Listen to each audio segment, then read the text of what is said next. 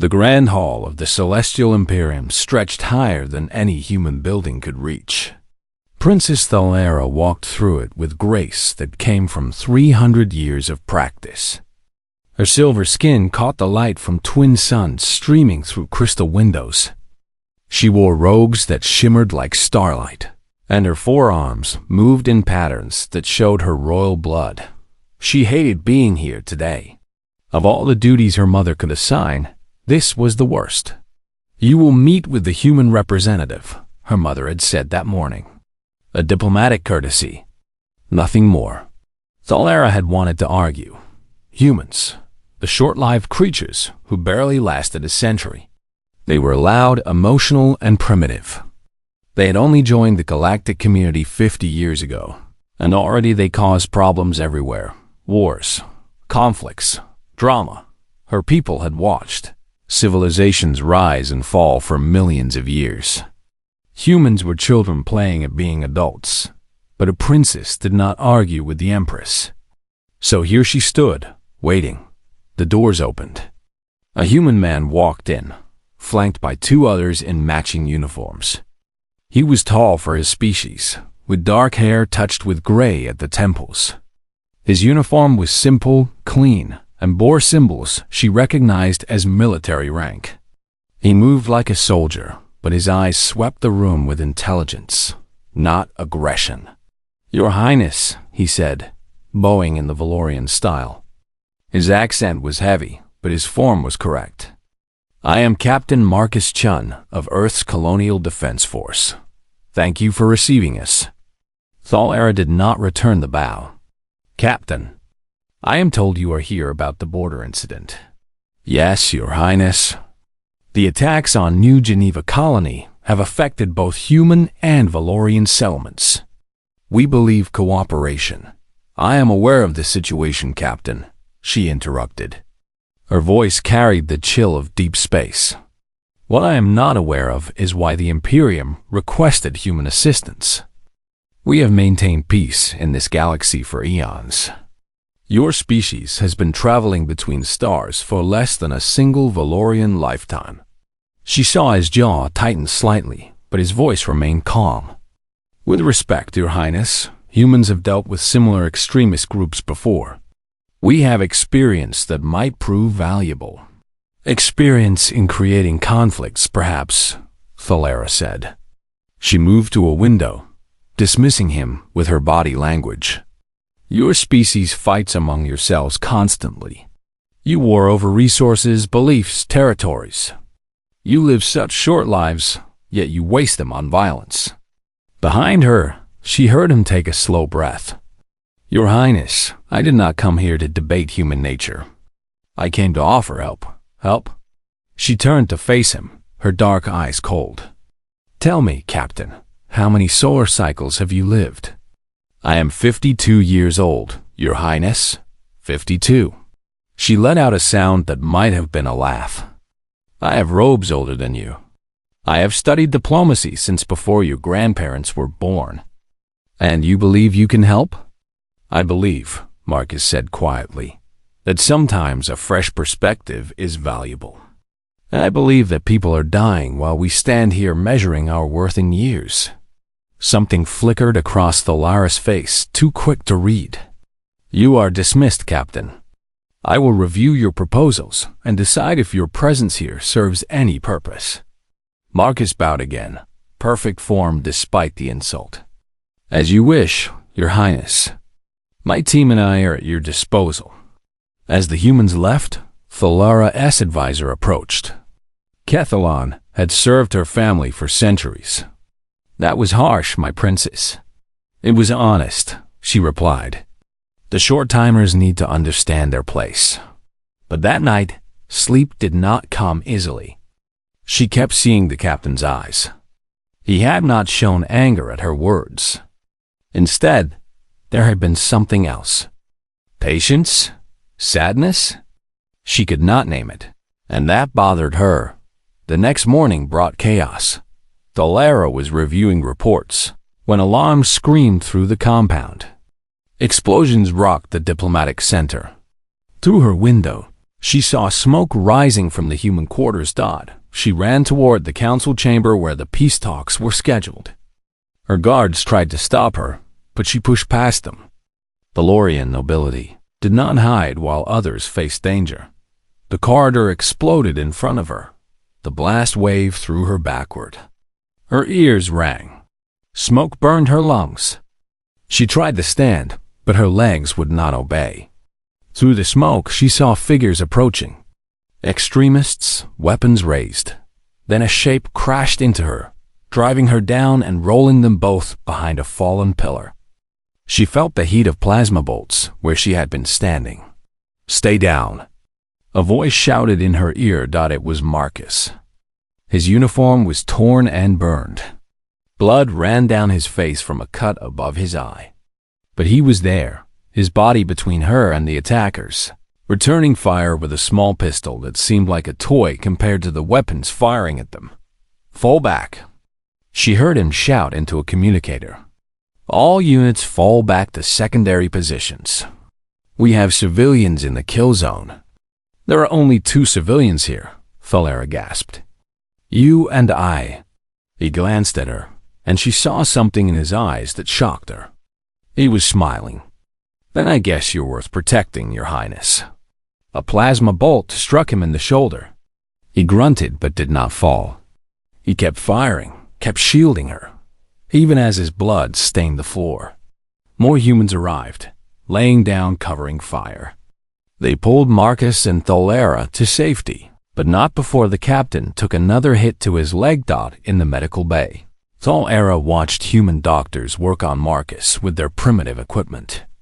He had lost a lot of blood, but even sedated, even wounded, she heard him mumbling coordinates and evacuation routes.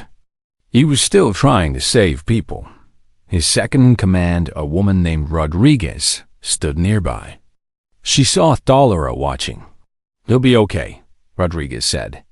"The captain's too stubborn to die." "Why did he do that?" Thalera asked. "I insulted him. I dismissed him.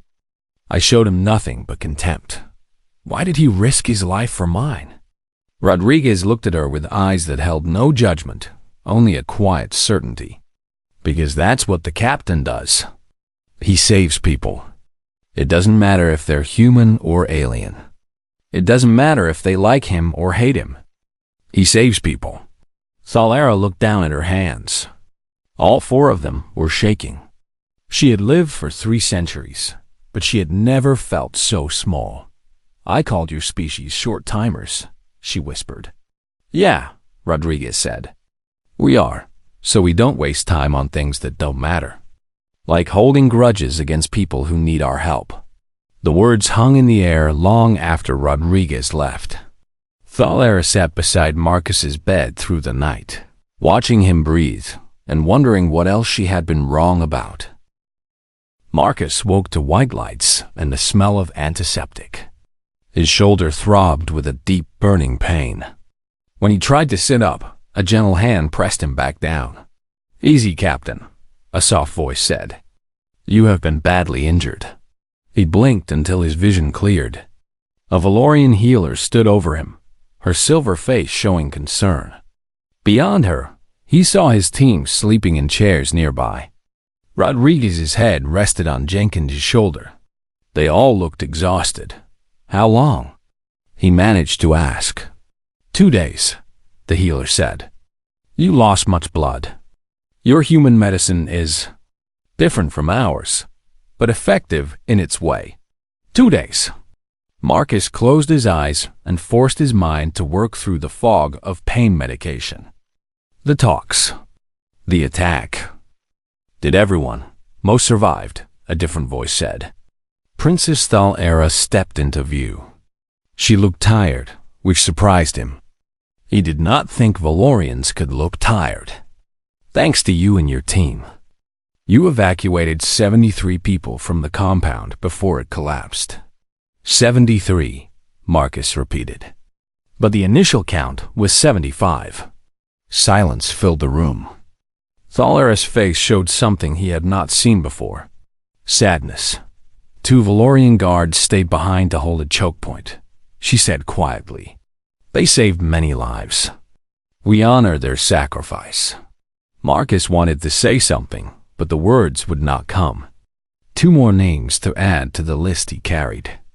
2 more faces in his dreams. You should rest, Thalara said. But she did not leave. Over the next week, Marcus healed slowly. The human body mended itself with stubborn determination, his doctors said. They seemed pleased with his progress, even if it was slower than Valorian healing would be. Thalara visited him every day. At first, she came with official reports about the investigation. The extremists had been a splinter group angry about human expansion. They wanted to drive a wedge between the Imperium and Earth. The attack had failed, but the damage was done. But after a few days, her visits changed. She brought him reports, yes, but she also stayed. She asked questions. Why did you become a soldier? She asked one afternoon. Marcus looked at the ceiling, gathering his thoughts. My wife died when my daughter was 3 years old. A disease we could not cure in time. I was angry. I wanted to fight something. Then I realized that fighting could mean protecting others so they would not lose people they loved. Your wife, Thalara said. How long were you married? 8 years. Not long by your standards, but long enough to love her, Thalara said. It was not a question. Every moment was long enough to love her, Marcus said. That is the thing about humans. We know we do not have much time, so we do not waste what we have. Thalara seemed to think about this for a long time. She looked at her hands, all 4 of them folded in her lap. I have lived 300 years. I am considered young among my people, but I cannot remember the last time I felt what you describe. We have so much time that we forget to use it. Before Marcus could respond, alarms rang through the medical wing. Rodriguez burst into the room, already armed and ready. Captain, we have a situation. There is a group of refugees at the East Gate. Mostly Valorian, some human. They are fleeing another attack on the border settlements. But command says we cannot let them in. Not enough resources. Marcus was out of bed before his doctor could stop him. Pain shot through his shoulder and leg, but he ignored it. How many refugees? Maybe 200. Lots of children. We bring them in, Marcus said. All of them. Captain, I agree. But I am not in command here, Rodriguez said. Glancing at Thal's single quotes, EIR the princess stood slowly. This is Valorian territory. I make the decisions here. Then make the right one, Marcus said, meeting her eyes. Please. Thalara studied him.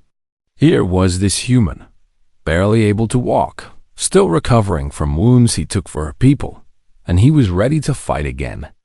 Not for glory, not for himself, for strangers. Open the gates, she said. All refugees are welcome. The next hours were chaos. Marcus worked from a chair because his leg would not support him standing, but he coordinated the entire operation. He directed food distribution, medical care, and temporary housing. Thalara watched him work with growing fascination. He knew every staff member's name. When a young Valorian soldier made a mistake with the supply inventory, Marcus took the blame himself and fixed it quietly. When a human child cried for her mother, Marcus sat with her, ignoring his own pain, until the mother was found. But what struck Thalara most was a small moment. A Valorian child, maybe 20 years old by their counting, approached Marcus shyly. The child had been separated from her family in the chaos. Marcus knelt down, and Thalara saw him wince at the pain it caused. But his voice was gentle. Hey there. What is your name? Celia, the child whispered. That is a beautiful name. I am Marcus. Can you tell me about your family? We will find them. The child described her parents. Marcus listened carefully, then pulled out a small device. He drew a picture on it, crude, simple, but clear. It was a flower, See this? This is a earth flower. It is called a rose. My daughter drew one for me before I left home. I carry it everywhere. I carry it everywhere. He showed the child a worn piece of paper from his pocket. It reminds me that even when I am far from the people I love, they are still with me. Your parents are looking for you right now, and we will find them. I promise. Tolara stepped forward. I will help find her parents personally. Marcus looked up at her and smiled. Thank you, Your Highness. Within an hour, Celia was reunited with her family. The child hugged Marcus so hard, he grunted in pain, but he hugged back gently. That night, Thalara found Marcus on a balcony, looking at the stars. He moved stiffly, but he seemed at peace. You should be resting, she said. I have slept enough. Besides, I cannot see my own stars from a hospital bed. She stood beside him in silence. Finally, she spoke. When you saved me during the attack, I asked myself why you did it. I had shown you nothing but disrespect. I called your people primitive. I treated you as if you were worth less than the dust on my shoes. I remember, Marcus said with a slight smile. Why did you do it? She asked. Marcus was quiet for a moment. Because it was right. Not because of who you are or what you said to me, but because every life matters. Every person deserves a chance to see tomorrow. Even someone who insulted you? Especially then, Marcus said. If I only saved people who were nice to me, I would not save very many people at all. Thalara felt something crack inside her chest. A wall she had built over centuries. I was wrong about you. About your people. Maybe, Marcus said. Or maybe you just did not know us yet. She looked at this human, this short-lived creature who seemed to contain more heart than she had seen in beings who lived for millennia. And for the first time in her very long life, she felt something she had not expected. Shame and curiosity. The weeks that followed changed everything for Thalara. She found herself spending more time with the human delegation, trying to understand what she had missed before. Marcus recovered slowly but steadily, and she often found herself in his office, discussing strategy for dealing with the extremist threat. But they talked about other things too. One evening, she arrived to find him listening to something through small devices in his ears. He looked up and quickly removed them. I apologize, Your Highness. I was just, what is that? She asked, genuinely curious. Marcus hesitated, then offered her one of the earpieces. Music from Earth. Would you like to hear? Thalara had heard Valorian music before. It was mathematical, perfect, designed over centuries to create ideal harmonies. This human music was different. A woman's voice sang over simple instruments. The melody was not perfect. It was raw, emotional, filled with longing. What is she singing about? Thalara asked. Love, loss, hope, Marcus said. She is singing about losing someone but choosing to love again anyway, even knowing it will hurt someday. Why would anyone choose pain? Thalara asked. Marcus smiled sadly. Because the alternative is to never feel anything at all. We humans know that everything ends. Our lives, our loves, everything. But we love anyway. We create anyway. We hope anyway. He pulled up more examples on his device. Paintings of sunsets. Poems about mortality. Stories about heroes who died for causes they believed in. All of it created by people who knew they would not live to see the results of their work. Your people live thousands of years, Marcus said. You have time to perfect everything, to think through every decision, to plan for centuries. But humans? We have maybe 80 or 90 years if we are lucky. So we cannot afford to wait. We have to act now. Love now. Make a difference now. That is why you are so emotional, Thalara said, understanding dawning. It is not a weakness. It is urgency. Maybe, Marcus said. Or maybe it is just who we are. He showed her a picture on his device. A small girl with dark hair and her father's smile. She held up a drawing, the same rose drawing he carried in his pocket. My daughter, Sarah, he said, and his voice was thick with emotion. She is 7 years old. When I left for this mission, she asked me when I would be home.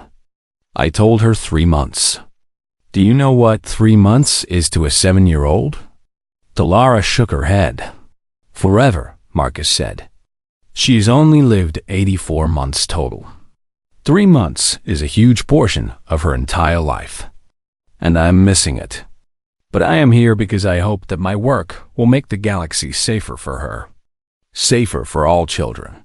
You sacrifice time with her for strangers, Talara said. I sacrifice time with her so that she can grow up in a universe where humans and Valorians work together instead of fearing each other, Marcus corrected. Where she does not have to choose between her humanity and her place in the galaxy. That night, Talara could not sleep. She kept thinking about Sarah, waiting for her father. About Marcus, missing his daughter's childhood to help people who had shown him contempt. About humans living brief, brilliant lives while her people measured time in eons, thought the next crisis came faster than anyone expected. Intelligence reported that extremists were holding hostages in a mining facility on a nearby moon. 12 Valorian nobles were trapped inside. The extremists demanded the Imperium withdraw all support for human colonies. The Valorian military wanted to wait, to plan, to consider all options carefully. It was the way they had always done things. Those people will be dead before you finish your first planning session, Marcus said in the emergency meeting. We need to act now. Your hasty human approach will get them killed, a Valorian general argued. Your careful Valorian approach will guarantee it, Marcus shot back. I am sorry, but we do not have the luxury of time here. Talara stood. Captain Chun is right. We must act quickly. I am authorizing an immediate rescue operation.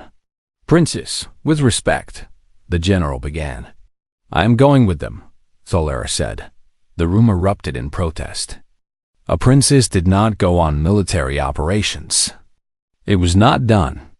It was not safe. It was not proper. Marcus stood as well. Your Highness, I appreciate your support, but you do not need to. Yes, I do, she said firmly. I have spent 300 years watching from a distance, reading reports, making decisions from the safety of palaces. If I am to truly understand your people, I must see what you see. I must do what you do. Marcus looked at her for a long moment, then nodded. Then welcome to the team, Your Highness. Try to keep up. The mission was everything Talara had feared and more. The mining facility was dark, dangerous, filled with traps. Marcus moved through it like water, fast and fluid despite his still healing wounds. His team followed him with absolute trust. She saw him make impossible decisions. When they found 2 routes to the hostages, one faster but dangerous, one slower but safer, he chose the faster one. We cannot afford to be late, he said. When they encountered guards, he tried to talk first. When that failed, he fought with precision and regret. Every life matters, he told her. Even the lives of people trying to kill us. We take them down, but we do not kill unless we have no choice. They reached the hostages, but the building was rigged to explode. Marcus sent his team ahead with the nobles while he stayed behind to disarm the charges. Go, he told Talara. Get them out. I am staying with you, she said. You do not know how to disarm explosives. Then teach me, quickly. For a moment, Marcus looked like he would argue. Then he smiled. Okay, watch closely and do exactly what I do. Working side by side, they disabled the charges with seconds to spare. As they ran for the exit, explosions chased them through the corridors. They dove through a doorway as fire bloomed behind them. On the ship back, Thalera sat beside Marcus. Her hands were shaking. She had never felt so alive and so terrified at the same time. "Is it always like this?" she asked. "Pretty much," Marcus said. He looked exhausted but satisfied. "We saved them all. 12 nobles safe. That is a good day. You risk your life for people you never met. That is the job." "No," Thalera said. "It is more than that. You could have waited for better intelligence, planned more carefully, minimized risk. But you did not, because every moment mattered. Every second counted." Marcus nodded. "When you only have one life, one chance, you learn to make every choice count. My people do not have the luxury of second chances that span centuries. We have now, so we make now matter." Thalera looked at her hands. 4 hands that had done nothing meaningful in 3 centuries of life. And this human, with 2 hands and 52 years, had saved more lives than she could count. "I have been alive for 300 years, she said softly. "But I have not truly lived. Not like you do." Marcus put a hand on one of hers. His skin was warm, his life burning bright and brief. It is never too late to start living, even for someone 300 years old. For the first time in her very long life, Thalera believed him. The peace talks were finally succeeding. After weeks of work, both sides were close to an agreement. Thalera stood in the conference hall, watching Marcus negotiate with patience and skill. He had brought the Valorian nobles and the human representatives together in ways she had not thought possible. Then everything went wrong. An explosion tore through the eastern wall. Not the extremists this time. A saboteur had infiltrated the security team. Chaos erupted as the ceiling began to collapse. Marcus moved without thinking. Thalera saw him push 3 Valorian delegates out of the way of falling debris. He shoved Rodriguez toward the exit. He was directing everyone to safety, his voice cutting through the panic. "Move! Everyone out! Now!" But he did not follow. A Valorian child had frozen in fear, trapped beneath an overturned table. Marcus ran toward her as the ceiling groaned overhead. "No!" Thalera screamed. Marcus reached the child, grabbed her, and threw her toward the exit. Jenkins caught the girl safely. But Marcus did not make it. A massive piece of the ceiling crashed down on him, driving him to the floor. The world seemed to slow. Thalera ran toward him, her guards trying to stop her. She reached his side as the building shuddered. Blood pooled beneath him. Too much blood. His eyes were open but unfocused. "Marcus, stay with me." His lips moved. She had to lean close to hear him. "The child. Is she safe?" "Yes, she is safe. Everyone is safe." He smiled weakly. "Good. That is good." Then his eyes closed. The medical team worked on him for hours. Thalera stood outside the surgery room, her robe stained with his blood. Rodriguez sat nearby, her face blank with shock. Other humans paced, prayed, or simply stared at nothing. Finally, the Valorian chief physician emerged. His face told Thalera everything before he spoke. "I am sorry, Your Highness. The injuries are too severe. His spine is crushed. Internal bleeding we cannot stop. Even if we could stabilize him, he would not survive the night. I am sorry." "No," Thalera said. "There must be something." The physician shook his head. "With Valorian physiology, perhaps. But human bodies are fragile. They do not heal as we do." Thalera stood very still. Around her, the humans began to cry. Rodriguez put her face in her hands. Jenkins slammed his fist against the wall. But Thalera felt only a terrible, crystal-clear certainty. "There is a way," she said quietly. The physician looked confused. "Your Highness?" "The Tal Shaya." the ancient ritual of life bonding. Every Valorian in the room went silent. The physician's eyes widened. Princess, that ritual is forbidden with other species. It has been forbidden for thousands of years. The risk. I know the risk, Thalera said. I accept it. Your mother will never allow it. The council will. I am not asking permission, Thalera said, and her voice carried the authority of centuries of royal blood. Prepare the ritual chamber, now. Within the hour, they had Marcus in the ritual chamber. It was a room Thalera had seen only in ancient texts. Crystals lined the walls, pulsing with soft light. Marcus lay on a platform in the center, barely breathing. Machines kept him alive, but they could not save him. Thalera's mother, the Empress, arrived as they were beginning preparations. She was furious. Daughter, you cannot do this. The Tal Shia bonds souls. It creates a permanent connection. With a human, it is forbidden. Mother, I will not watch him die when I can save him. He is one human. He has lived half a century. That is nothing. It is everything to him, Thalera said. And he has done more good in those 50 years than I have in 300. If I can give him more time, I will. This will ruin you, her mother said. The council will remove you from succession. You will never be empress. Thalera looked at Marcus, dying because he saved a child he did not know. Then I was never worthy of being empress in the first place. Her mother stared at her for a long moment, then stepped back.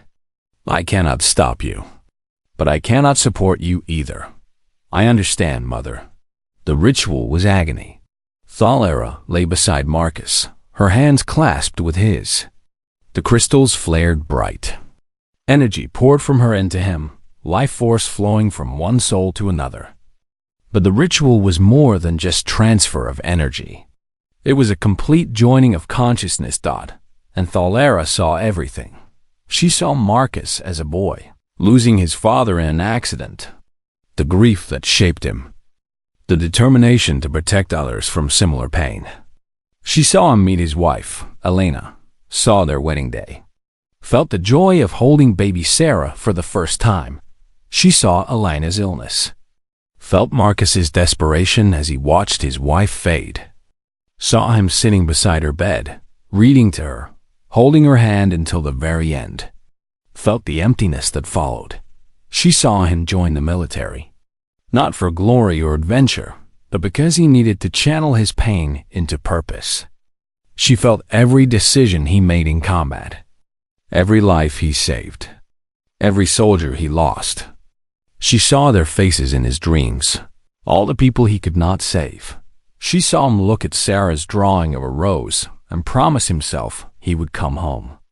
Promise he would build a better world for her. She felt his pain when Thalera called humans primitive. The hurt he hid behind professionalism. And she felt his decision to save her anyway. Because one person's cruelty did not make them unworthy of life. She saw him throw himself over her during the first attack. Felt the plasma burning into his shoulder. And felt his only thought, protect her. She saw him give Rodriguez credit for his own ideas. Saw him take blame for his team's mistakes. Saw him sit with a crying child, even though his own wounds screamed in pain. She saw 52 years of life lived with absolute purpose. Every choice made with care. Every moment filled with meaning. A life that burned bright and fierce, like a star compressed into human form. And she understood. Humanity's greatest strength was not their technology or their courage or their intelligence. It was their profound understanding that time was precious. They lived every day as if it might be their last, because it might. They loved fiercely because they knew love would not last forever. They fought for justice because they might not be there to see it achieved, but they fought anyway. The ritual ended. Marcus's eyes opened. He gasped, breathing deeply, life flooding back into his body. The machines around him beeped steadily. Thalera collapsed beside him, exhausted. The physician checked Marcus quickly. His spine is healing. The bleeding has stopped. He will live. The physician looked at Thalera with something like awe. The ritual worked. Marcus turned his head slowly to look at Thalera. You saved me. Yes, she whispered. And you showed me something I needed to see. What is that? She reached out and took his hand. That worthiness is not measured in years lived, but in how those years are spent. You have lived more in 52 years than I have in 3 centuries. Marcus squeezed her hand weakly. That is not true. It is, she said. But perhaps, if you will teach me, I can learn to truly live. Through their new bond, she felt his smile before she saw it. The scandal exploded across the Imperium like a supernova. Princess Thalera had performed the forbidden Stalshaya with a human. The council met in emergency session. News broadcasts debated it endlessly. Some called her brave. Others called her a traitor to Valorian purity. Thalera did not care. She stood before the Imperial Council 3 weeks after the ritual. Marcus stood beside her, fully healed now, though the bond between them hummed quietly in the back of her mind. She could feel his calm support, his steady presence. You have disgraced this family, one of the elder counselors said. His voice dripped with contempt. You have bonded yourself to a creature that will die in mere decades. You have thrown away your place in succession for nothing. Not for nothing, Thalera said calmly. For everything. She looked around the chamber at faces she had known her entire long life. I stand before you today not to apologize, but to ask you all to see what I have seen, to understand what I now understand. We understand that you have betrayed your heritage, another counselor snapped. No, Thalera said. I have finally lived up to it. The Valorian Imperium was founded on principles of wisdom, justice, and service. But we have forgotten what those words truly mean. We have become so focused on our own longevity, our own superiority, that we have stopped growing. She stepped forward. Through the Talshaya, I experienced Captain Chun's entire life. 52 years. In Valorian terms, barely a heartbeat. But in those 52 years, he has loved more deeply, fought more bravely, and lived more fully than many of us do in millennia. Because they have no choice, a counselor argued. They are desperate creatures, racing against death. No, Marcus spoke for the first time. His voice was quiet but firm. We are not desperate. We are purposeful. There is a difference. He addressed the council directly, showing no fear. You see our brief lives as a weakness. But ask yourselves this. If you knew you only had 50 years left to live, would you spend them the same way you spend your centuries? Would you wait to tell someone you love them? Would you postpone making the galaxy better? Would you waste a single day on hatred or petty conflicts? Silence filled the chamber. Humans understand something fundamental, Marcus continued, that every moment is a gift. We do not take time for granted because we do not have enough of it to waste. We love fiercely because we know that love will end. We fight for causes we may never see succeed because we believe in something bigger than ourselves. Thalera took over. I have spent 300 years preparing to be empress someday. 300 years of study, of observation, of careful planning. But Captain Chun taught me that life is not something you prepare for. It is something you live. Right now, today. She looked at her mother, the Empress, who sat silent on her throne. I am asking this council to grant humans full status in the Imperium. Not as associate members. Not as junior partners. As equals, the chamber erupted in shouts and arguments. But Thalera stood firm, Marcus beside her. Finally, the Empress raised her hand for silence. She looked at her daughter for a long time. You have changed, my child. Yes, mother. I have learned what it means to truly live. The Empress stood. The council will vote on this proposal. But know this, Thalera. Whether they vote yes or no, you have already lost your place in succession. That cannot be undone. I know, Thalera said, and I accept it. The vote took 3 days. In the end, it passed by the narrowest of margins. Humans would have full status in the Imperium. It was the first time in 10,000 years that the Valorians had granted such status to another species. Marcus, prepared to return to Earth. His mission was complete. The peace talks had succeeded. The extremists had been dealt with. It was time to go home. Thalera found him on the landing platform the night before his departure. He was looking up at the stars, at the constellation where Earth lay hidden. You are thinking of your daughter, she said. Through their bond, she could feel his longing. Yes, I have been gone 4 months. She will have changed so much. You should go to her, Thalera said. She needs her father. Marcus turned to her. What will you do? I am no longer in line for the throne. But I am still a princess. I will use that position to continue this work, to help humans and Valorians learn to understand each other. Alone? She smiled. I am never alone. I carry you with me now. She touched her chest where the bond rested. I feel your determination, your kindness, your hope. It is a gift I will carry for the rest of my life. Marcus took one of her hands in both of his. The ritual works both ways. I feel you too. Your wisdom, your strength, your growing understanding. You have changed my life, Thalera, and you have saved mine, not just from death in that attack. You saved me from a life half-lived. They stood together in comfortable silence. Finally, Marcus spoke. Come with me. What? Come to Earth.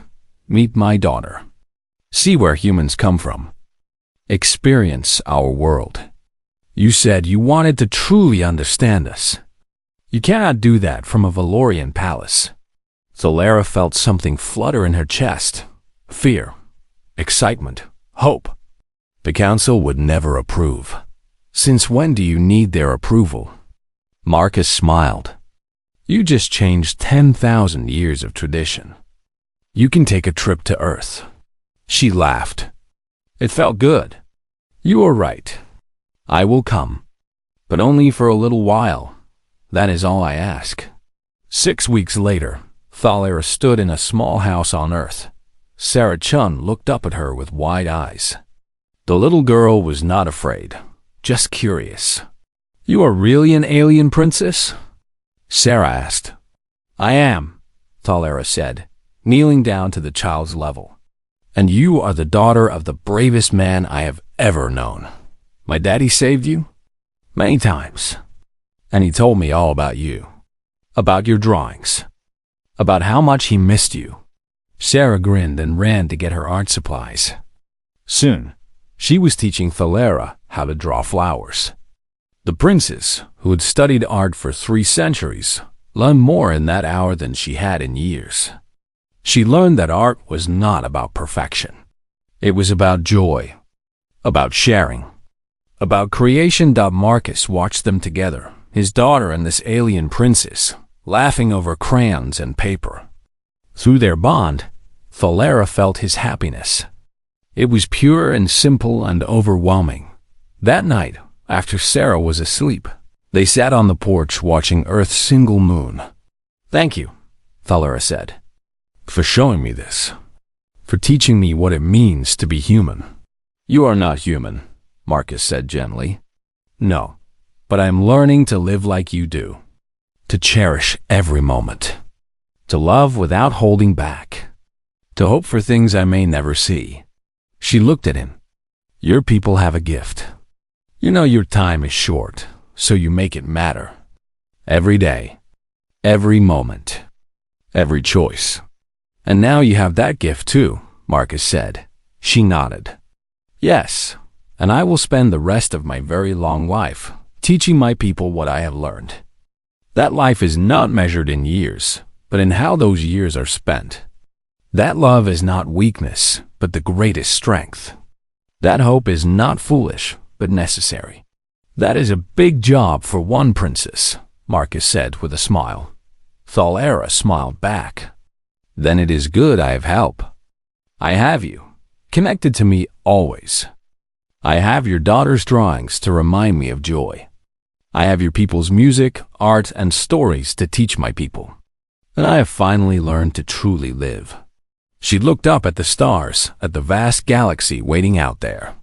Somewhere, her people watched those same stars with ancient, patient eyes. But now, she watched them with new understanding. Life was not about how long you lived. It was about living fully in whatever time you had. It was about love, hope, and the courage to make every moment matter. The humans had taught her that, and she would never forget it. Through their bond, she felt Marcus's thought as clearly as if he had spoken. Neither will I. Together, they watched the stars and dreamed of the future they would build. A future where wisdom and passion worked together, where the long-lived learned urgency and the short-lived gained perspective, where humanity's fierce, burning hearts showed the galaxy what it truly meant to live. And in that moment, Thalera knew that she had finally found what she had been searching for across 3 centuries of life. Not a throne, not power, not even wisdom. Purpose, connection, and the simple, profound truth that every life, no matter how brief, could change the universe forever.